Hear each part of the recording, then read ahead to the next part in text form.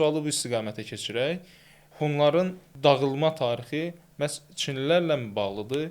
Xüsusilə Hunların tarixində bizə ən çox aşılanan məsələlərdən biri Metenin üsyanı idi. Teoman Tanhu atası bir Çinli qızı alır, Mete ilə ara müharibələri başlayır və Mete atasını öldürüb hakimiyyətə gəlir.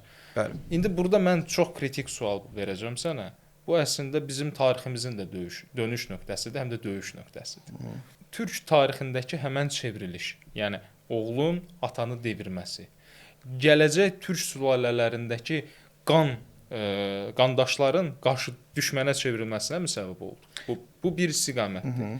Yəni türklərin xanədan genetikasına ötürüldümü bu qanlı yaddaş, oğlun atanı devrilməsi, bir-birlərini öldürməsi. İkinci bir tərəfdən bu hadisənin özü və davamiyyəti Hun xanədanlığının gələcəyinə necə təsir elədi və xanədanlığın məğlubiyyətində bir çöküşündə bu məsələnin rolu olduğunu istəyirəm. Bu maraqlı mövzudur deyə biraz bundan deyəsən. Çox gözəl. Danışasan.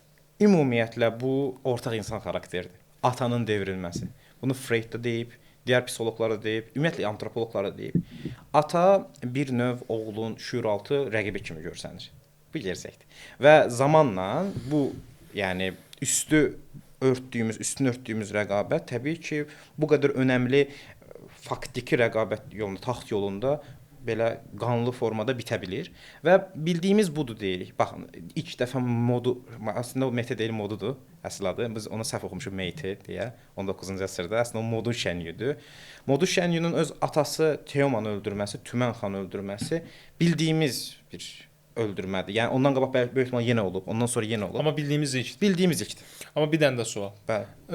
Avropa və qədim Avropa xalqlarının tarixində neçə belə nümunə var eramızdan əvvəl ki, hakimiyyət çevrilişində oğul atanı öldürsün?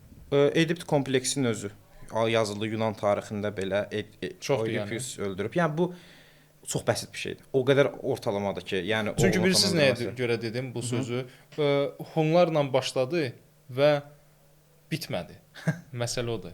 Və belə görünür ki, əslində sən yaxşı cavab verdin. Bu bir psixoloji faktdır. Psixoloji fakt. Və bitməyəcək. Hər insan topluma aid. Mustafa da atasını devirəcəkdi.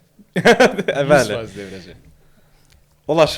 İnanıram. Yəni orada olsa. Süleyman bildi niyə görə. Süleyman bildi. Ya bu qaçınılmaz deyə.